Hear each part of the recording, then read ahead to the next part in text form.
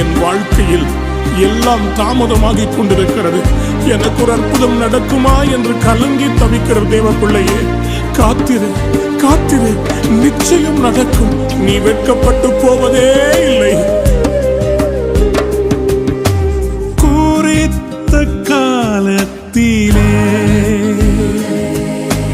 தரிசனம் நிறைவேற்றுவார்.